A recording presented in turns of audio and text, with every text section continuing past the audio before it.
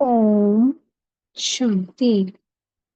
आज 25 अक्टूबर 2024 के साकार मधुरमा वाक्य हैं मधुबन से। मीठे बाप दादाजी ने कहा, मीठे बच्चे, बाप की एक नजर मिलने से सारे विश्व के मनुष्य मात्र निहाल हो जाते हैं। इसलिए कहा जाता है, नजर से निहाल किंदा सतगुरु। प्रश्न है, तुम बच्चों के दिल में खुशी के नगाड़े बजने चाहिए। क्यों? उत्तर है, क्योंकि तुम जानते हो बाबा आया है सबको साथ ले जाने। अब हम अपने बाप के साथ घर जाएंगे। हाहाकार के बाद जय जयकार होने वाली है। बाप की एक नजर से सारे विश्व को मुक्ति, जीवन मुक्ति का वर्षा मिलने वाला है। सारी विश्व निहाल हो जाएगी।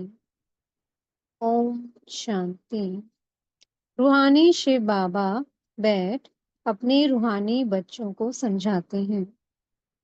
यह तो जानते हो कि तीसरा नेत्र भी होता है। बाप जानते हैं, सारी दुनिया की जो भी आत्माएं हैं सबको मैं वर्षा देने आया हूँ। बाप के दिल में तो वर्षा ही याद होगा, लौकिक बाप के भी दिल में वर्षा ही याद होगा। बच्चों को वर्षा देंगे। बच्चा नहीं होता है तो मूंझते हैं, किसको दें? फिर अडॉप्ट कर लेते हैं। यहाँ तो बाप बैठे हैं, इनकी तो सारी दुनिया की जो भी आत्माएं हैं सब तरफ नजर जाती है। जानते हैं, सबको मुझे वर्षा देना है। भल बैठे यहाँ हैं, परंतु नजर सारे विश्व पर और सारे विश्व के मनुष्य मात्र पर है, क्योंकि सारे विश्व को ही निहाल करना होता है। बाप समझाते हैं, ये है पुरुषोत्तम संगम युग। तुम जानते हो बाबा आया हुआ है सबको शांति धाम, सुख धाम ले जाने।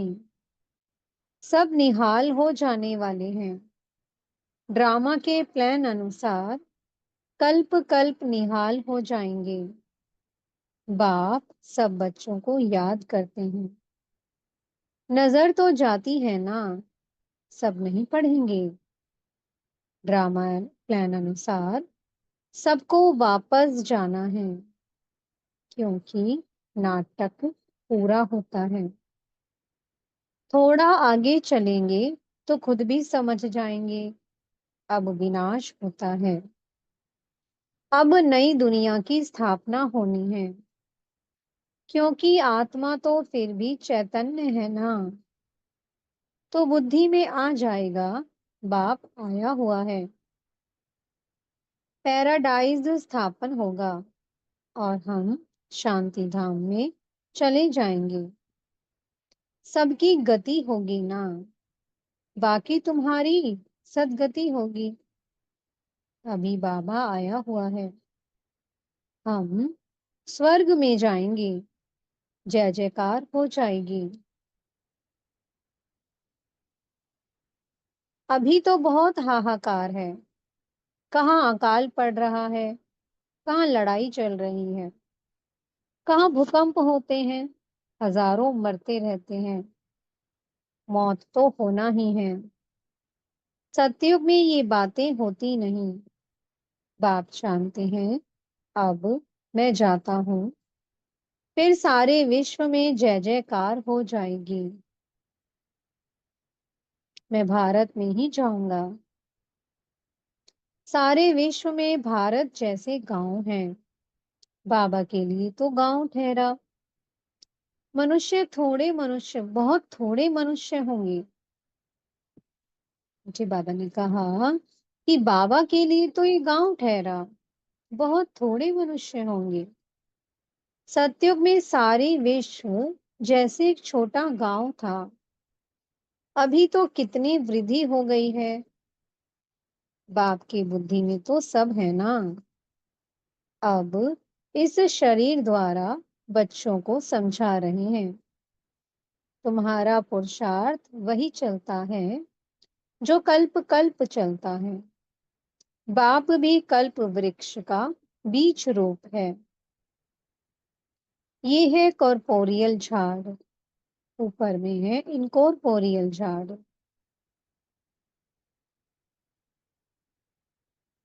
तुम जानते हो ये कैसे बना हुआ है? ये समझ और कोई मनुष्य में नहीं है। बेसमझ और समझदारों का फर्क देखो।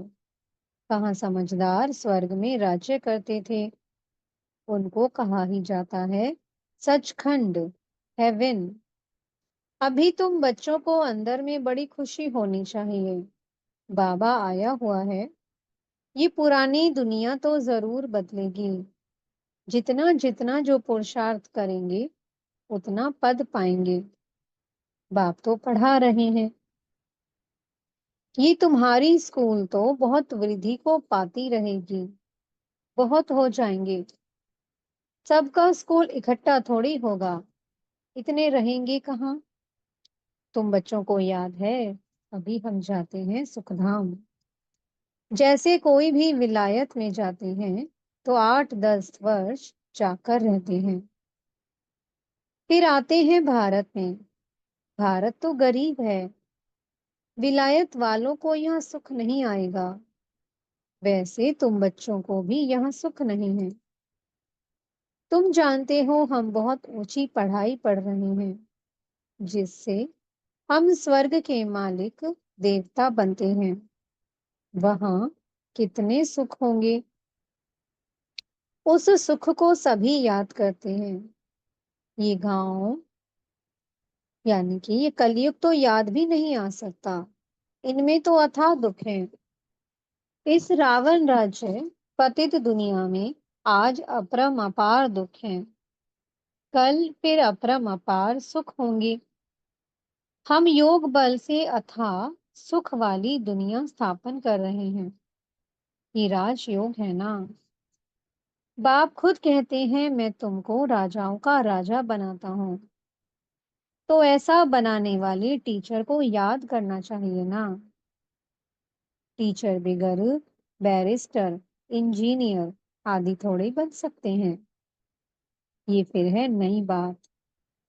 आत्माओं को योग लगाना है परमात्मा बाप के साथ, जिससे ही बहुत समय अलग रहे हैं।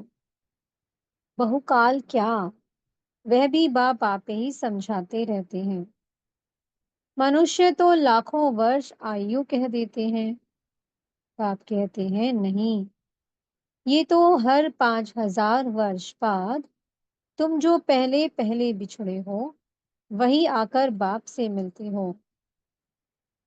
तुमको ही पुरुषार्थ करना है। मीठे मीठे बच्चों को कोई तकलीफ नहीं देते हैं। सिर्फ कहते हैं अपने को आत्मा समझो। जीव आत्मा है ना। आत्मा अविनाशी है, जीव विनाशी है। आत्मा एक शरीर छोड़ दूसरा लेती है। आत्मा कभी पुरानी नहीं होती है। वंडर है ना। पढ़ाने वाला भी वंडरफुल, पढ़ाई भी वंडरफुल है। किसको भी याद नहीं, भूल जाती है। आगे जन्म में क्या पढ़ते थे, किसको याद है? किसको याद है क्या? इस जन्म में तुम पढ़ते हो, रिजल्ट नई दुनिया में मिलती है।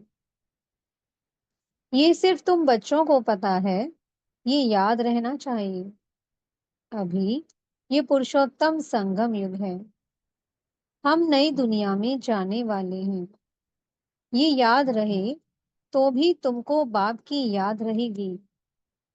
याद के लिए बाप अनेक उपाय बताते हैं। बाप भी है, टीचर भी है, सदगुरु भी है। तीनों रूप में याद करो। कितनी युक्तियां दे रहे हैं याद करने की, परंतु माया भुला देती है। बाप जो नई दुनिया स्थापन करते हैं बाप ने ही बताया है, ये पुरुषोत्तम संगम युग है। ये याद करो, फिर भी याद क्यों नहीं कर सकते हो? युक्तियां बतलाते हैं याद की, फिर साथ साथ कहते भी हैं कि माया बड़ी दुष्कर है, घड़ी घड़ी तुमको भुलाएगी और देह अभिमानी बना देगी। इसलिए जितना हो सके याद करते रहो।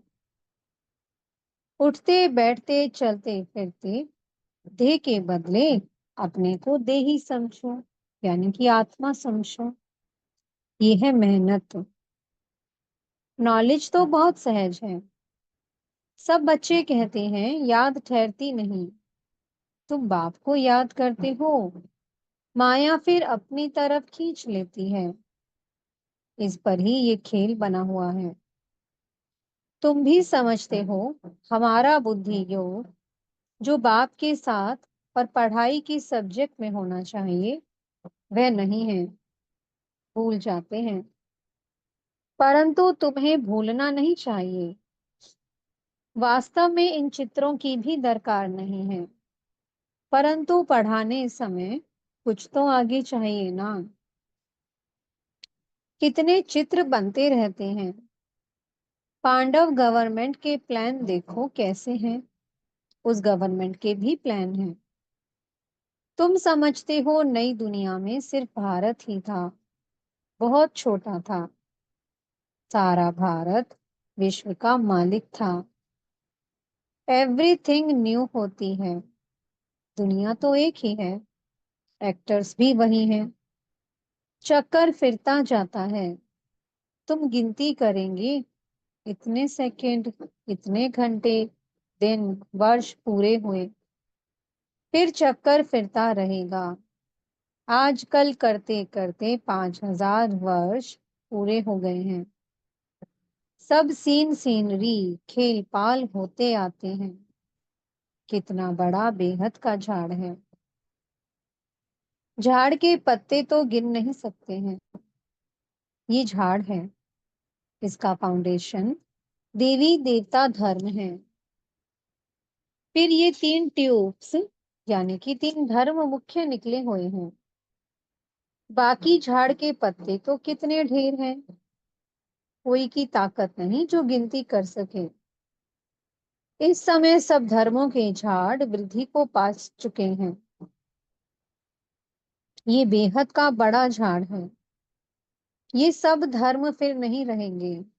अभी सारा झाड़ खड़ा है, बाकी फाउंडेशन है नहीं। बर्निन ट्री का मिसाल बिल्कुल एक्यूरेट है। ये एक ही वंडरफुल झाड़ है। बाप ने दृष्टांत भी ड्रामा में ये रखा है समझाने के लिए। फाउंडेशन है नहीं, तो ये समझ की बात है। बाप ने तुमको कितना समझदार बनाया है। अभी देवता धर्म का फाउंडेशन है नहीं, बाकी कुछ निशानियां हैं। आटे में नमक, प्राय ये निशानियां बाकी रही हैं। तो बच्चों की बुद्धि में ये सारा ज्ञान आना चाहिए। बाप की भी बुद्धि में नॉलेज है ना। तुमको भी सारा नॉलेज दे, आप समान बना रहे हैं। बाप बीज रूप है और ये उल्टा झाड़ है। ये बड़ा बेहद का ड्रामा है। अभी तुम्हारी बुद्धि ऊपर चली गई है। तुमने बाप को और रचना को जान लिया है।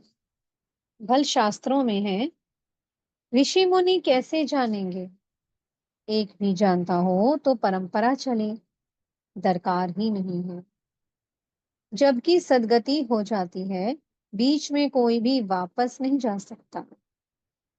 नाटक पूरा हो तब तक सब एक्टर्स यहाँ होने हैं। जब तक बाप यहाँ है, जब वहां बिल्कुल खाली हो जाएंगे, तब तो शिव बाबा की बारात जाएगी। पहले से तो नहीं जाकर बैठेंगे, तो बाप सारी नॉलेज बैठ देते हैं। ये वर्ल्ड का चक्र कैसे रिपीट होता है। सतयुग, त्रेता, द्वापर, कलयुग। फिर संगम होता है। गायन है, परंतु संगम युग कब होता है ये किसको पता नहीं है। तुम बच्चे समझ गए हो, 4 युग हैं। ये है लीप युग, इनको मिड गेट कहा जाता है। श्री कृष्ण को भी मिड गेट दिखाते हैं। तो ये है नॉलेज। नॉलेज को मोड़ तोड़कर भक्ति में क्या बना दिया है। ज्ञान का सारा सूत मुंझा हुआ है। उनको समझाने वाला तो एक ही बाप है। प्राचीन राजयोग सिखलाने के लिए विलायत में जाते हैं। वह तो ये है ना, प्राचीन अर्थात पहला। सहज राजयोग सिखलाने बाप आए हैं। कितना अटेंशन रहता है। तुम भी अटेंशन रखते हो कि स्वर्ग स्थापन हो जाए। आत्मा को याद तो आता है ना। बाप कहते हैं ये नॉलेज जो मैं अभी तुमको देता हूं फिर मैं ही आकर दूंगा। ये नई दुनिया के लिए नया ज्ञान है। ये ज्ञान बुद्धि में रहने से खुशी बहुत होती है। बाकी थोड़ा टाइम है, अब चलना है। एक तरफ खुशी होती है, दूसरी तरफ फिर फील भी होता है। अरे ऐसा मीठा बाबा हम फिर कल्प बाद देखेंगे। बाप ही बच्चों को इतना सुख देते हैं ना। बाप आते ही हैं शांति धाम सुखधाम में ले जाने। तुम शांति धाम सुखधाम को याद करो तो बाप भी याद आएगा। इस दुखधाम को भूल जाओ। बेहद का बाप बेहद की बात सुनाते हैं। पुरानी दुनिया से तुम्हारा ममत्व निकलता जाएगा तो खुशी भी होगी। तुम रिटर्न में फिर सुखधाम में जाते हो। सतो प्रधान बनते जाएंगे। कल्प कल्प जो बने हैं वही बनेंगे और उनको ही खुशी होगी। फिर ये पुराना शरीर छोड़ देंगे।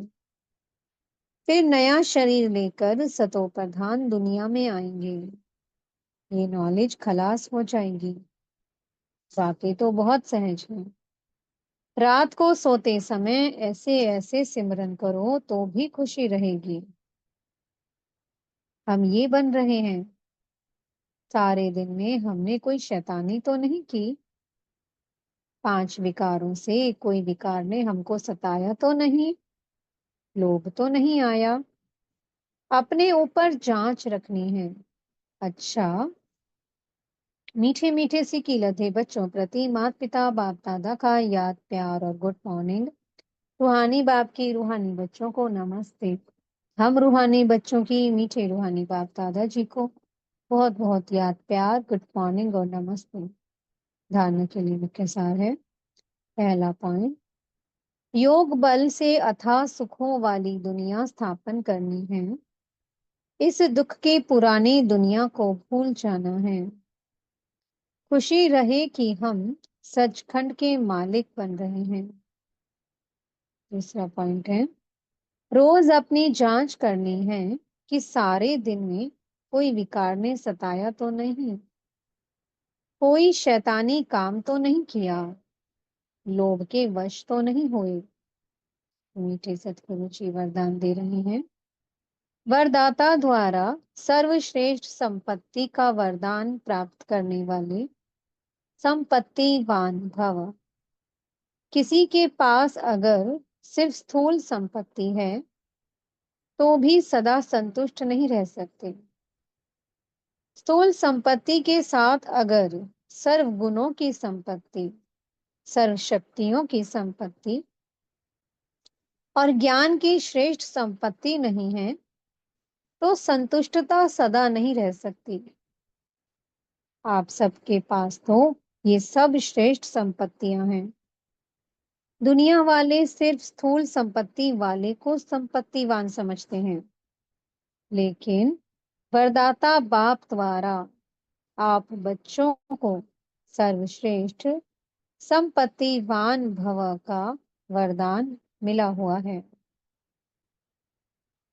स्लोगन है, सच्ची साधना द्वारा हाय हाय को वाह वाह में परिवर्तन करूं।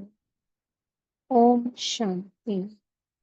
बहुत बहुत शुक्रिया प्यारे प्यारे हमारे मीठे मीठे बाप दादा जी का। ओम शांति।